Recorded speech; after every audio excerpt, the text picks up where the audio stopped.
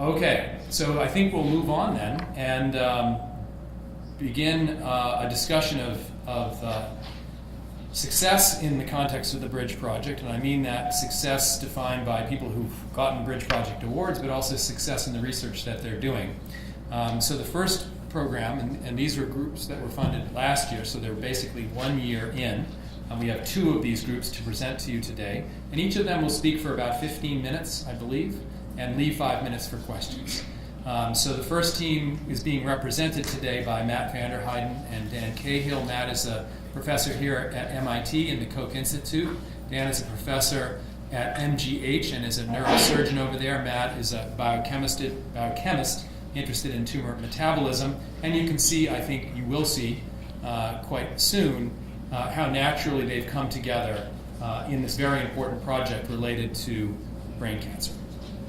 Okay, well, first I'd just like to start by thanking the Bridge program for funding our team. It's really been a fantastic experience, at least from my perspective, and I think my colleagues would share the same thing.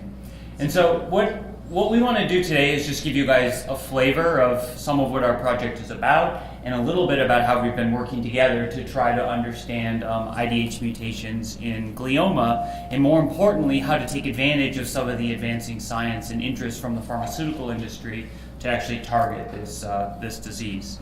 And so clearly gliomas are a fatal brain cancer. They need new therapies.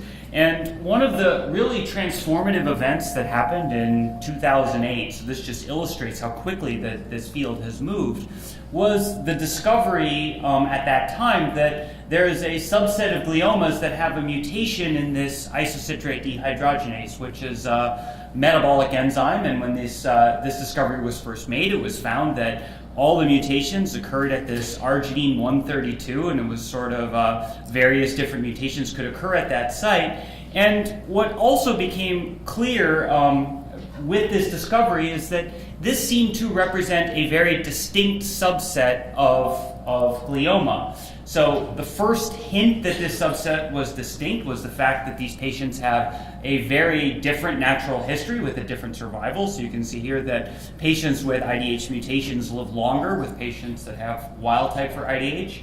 Now, oftentimes people say, well, maybe we shouldn't target this because these patients do better, but it's important to point out that these patients also ultimately succumb to their disease and are just as much as in need of therapy as those who have more aggressive forms. And I think largely what this says is that this is really a distinct subtype. And also clear about this is that there's also clinical features that make this a distinct subtype. So these patients always seem to have mutations, seem to be roughly 100%, give or take a few percent, of tumors of high-grade gliomas that arise out of low-grade lesions. You'll hear more about this from Dan a bit later in the talk, as well as very high percentages of certain subsets of the lower-grade gliomas, the grade 3 oligodendrogliomas, astrocytomas, etc. And so we really became, and this has really led a lot of people to an interest about maybe we could take advantage of this or learn something about this disease. And one of the real clear things that came from early studies to try to understand what the IDH mutations do was the real understanding that they seem to produce this gain-of-function phenotype. That is, these mutations in the enzymes, this mutation of the single arginine 132, seems to create the ability of this enzyme to now generate a metabolite that's not previously there. So what isocitrate does, it's an enzyme in the TCA cycle. That's of interest perhaps to me, but not to most people in the audience. Interconverts isocitrate and alpha-ketoglutarate. Now what's different between these two metabolites is basically this is a decarboxylation and reduction reaction. And that mutation in arginine 132, what it does is it coordinates the CO2 group that's lost in this decarboxylation. And so if you mutate that residue, you can no longer coordinate the CO2. And what happens is that the mutant IDH enzyme now carries out the oxidation reduction reaction without incorporating the CO2. And instead of interconverting alpha-ketoglutarate and isocitrate, what it does is produces this metabolite that's normally not there in the cell, 2-hydroxyglutarate, and it turns out it does this because this is not normally there into the cell. It quickly overwhelms the endogenous cell systems that are present to deal with the metabolite, and it builds up to outrageous levels, and that is shown over here. So this is actually human brain samples from gliomas that do not or do have a mutation. You can see the alpha-ketoglutarate levels are really no different in those 2 brain tumor samples, but this novel metabolite 2-HG builds up to levels that are frankly millimolar or higher, 1 to 10 millimolar levels in cells. Now, how does this actually influence what goes on with the cancer? Well, this is very much an evolving area, but the most widely accepted view is that you build up this 2-hydroxyglutarate to levels that are so high that it begins to inhibit other enzymes in the cells. And so many enzymes involved in either sensing of oxygen or epigenetic regulation, either through these TET family proteins that control DNA methylation, or the Jumanji family proteins that control histone methylation, get inhibited by the high levels of 2-HG, and this has an effect on the differentiation state and the epigenetic state of cells. Now, it's also clear, and this is just, I don't have time to get into it in great detail, but just highlights a little bit of work that's been going on between my laboratory and Bill Kaelin's laboratory, is that this may also impinge on other enzymes. And so this here is an enzyme BCAT1, which is involved in branched chain amino acid metabolism, and there was a other work that has appeared in the literature since we've been working on this, that perhaps the branched chain amino acid transferase status could also have a role in non-IDH mutant gliomas, leading us to begin to test the possibility that maybe there was a connection between the 2-HG production and what might be going on in IDH mutant gliomas. Again, with the goal of trying to understand what does this elevated 2-HG mean, and could there be ways to take advantage of this as a way to advance therapies for these tumors. Now, regardless of this, the most obvious way one might think about targeting a mutant enzyme is simply to inhibit the mutant enzyme. And this is, of course, not lost the attention of pharmaceutical companies, and there's many pharmaceutical companies out there that are working on various compounds and strategies to do this. In fact, some of these have entered clinical trials in the last year, including trials now open at Dana-Farber Harvard Cancer Center. And this is just an example to remind me to talk about some of these compounds. What these basically do is inhibit the mutant enzyme, and you know you're inhibiting the mutant enzyme because it makes this metabolite. You have a perfect pharmacodynamic marker. This is only made by the mutant enzyme. If we inhibit the mutant enzyme, you should see loss of 2-HG, and that's exactly what's seen here in this experiment. And so one major question then is, well, do cells actually care if this 2-HG is present? And so this here is some work from the Kaelin lab that says that if you can inhibit the mutant enzyme and lower 2-HG, you might actually get a beneficial effect on cells. And so what Bill's lab showed is that if cells have the mutant, if they put mutant IDH in cells, they can now induce growth factor independence. They can reverse this by using an inhibitor that inhibits the ability of the cells to make the metabolite 2-HG. But the inhibitor no longer works if it now adds 2-HG exogenously, really saying that it's the presence of the high level of 2-HG that's really driving some of these cancer phenotypes, and saying that if we can come up with ways to either inhibit this or perhaps take advantage of 2-HG production in other ways, that we might actually have a beneficial effect on tumors. And so also our team has been doing a lot of work to really try to understand what's driving 2-HG production in the tumor cells. I don't have time to go through this data in great detail, but it's just here to remind you, to tell you that other sort of basic work that we've been doing to really try to understand if we can't inhibit these perfectly with drugs, are there other ways we might be able to take advantage of the metabolic state or other properties of the cell that might allow us to synergize with these inhibitors that are entering clinical development. Now, of course, one piece that's come out of that I actually find very exciting, that's come out of work on our project, is one worry is that if you're going to target an enzyme, might you get a situation, the Gleevec case, where you simply develop acquired resistance by mutations in the enzyme. And so some of our work on the enzyme, that it wasn't designed this way initially, it was mainly trying to understand how the enzyme worked, but what we found is that these mutant enzymes are incredibly sensitive to mutation for their ability to make 2-HT. So pretty much any mutation we put in the mutant enzyme seems to completely block its ability to make 2-HT, saying that if we can successfully deliver a drug to these tumors, we might actually be in a position where it would be very hard, at least for mutations to arise de novo in the mutant enzyme that might then lead to acquired resistance.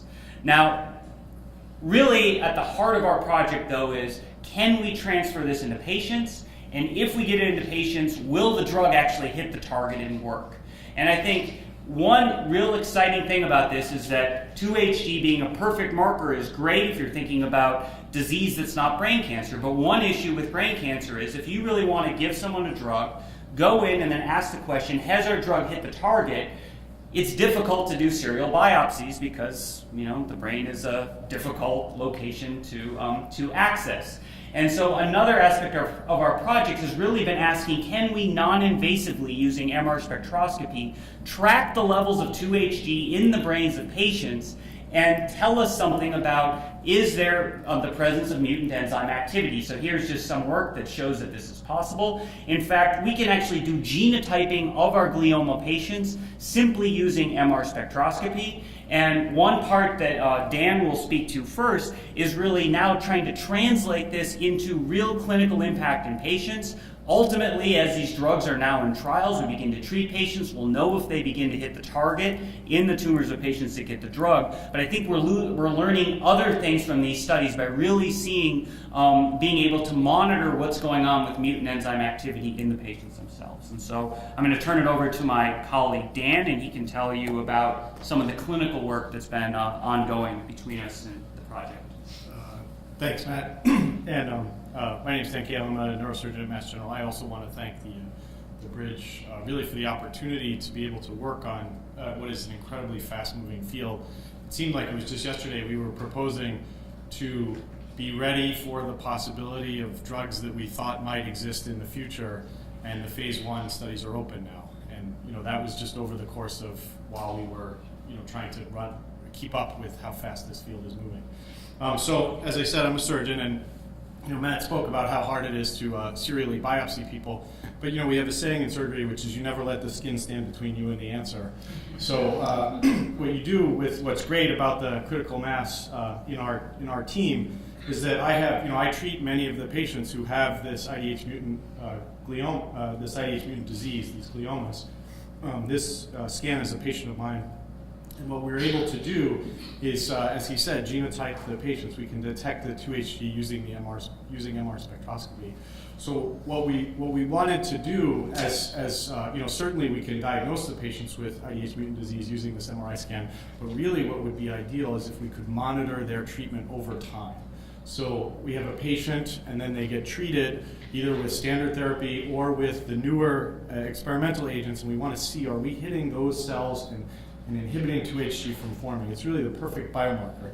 And so what we did using the Bridge money is I had about 20 or so patients who have IDH mutant disease, and we entered them into serial MRI scanning studies where we would monitor their disease burden over time as they were treated. So we had positive control patients who were patients who had IDH mutant disease but weren't being treated, and then or had finished treatment and were being followed serially. And then we had patients, the treatment group was really patients who had never seen treatment before, and we scanned them, and then they underwent treatment, and then we scanned them again approximately a month after they finished treatment, and we tried to look to see if we could see changes. And so this is the first time we're showing this data. It's an example of what kinds of things would we see in patients who had been treated. And we were able to develop a three-dimensional monitoring scheme using the MR spectroscopy. And you can see here's a patient who had an unresectable tumor. This is a tumor that really underlies the speech and motor areas. We can't take this tumor out without causing significant neurologic deficit to the patient. They receive chemotherapy and radiation therapy, and you can see there's a very complex response where the main target that has been hit by the treatment, by the focused radiation treatment, has response, but then there's migration or growth of the cells on the edge of the tumor there. On the other hand, we have a case like this, and so this is a patient where I was able to do a substantial resection on this patient, but their speech fibers run past the edge of the resection cavity there, and you can see there's residual tumor right on the edge. But then as we treat this patient using radiation, we can get a complete response. The 2-HG goes away. And we saw this pattern in the patients that we studied, where some of the patients would have a good response to therapy and some wouldn't. And we really tried to understand. What we realized is that we were learning about, this is translational, this is basic research in the human disease population. So this represents the fact that there are actually patients who have progressive disease, and then there are patients who have responsive disease. And we tried to look as a group, as a team, to try to figure out how those patients were different. And that's what led to our publication, which was a group of us together that looked at this. And so what we found ultimately is that there are different stages of the IDH mutant disease, and this taught us about the basic biology of IDH mutant cancer and gliomas.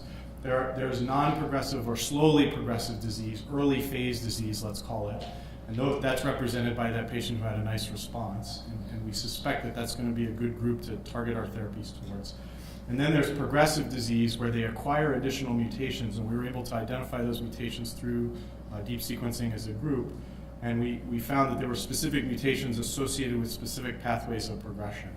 And so then these are lesions that then need to be targeted if we want to treat those more progressive lesions, maybe in combination with IDH mutant therapies, things like that going forward. So anyways, as I said, there's a lot of excitement in this area. We have the phase 1 study open, one of the phase 1 studies open at DFHCC. And we're hoping to, as we enroll patients on that study, both continue to follow them using the MRI scans and try to measure and see if they have response and understand that response in relationship to their baseline genomics. So, thank you very much.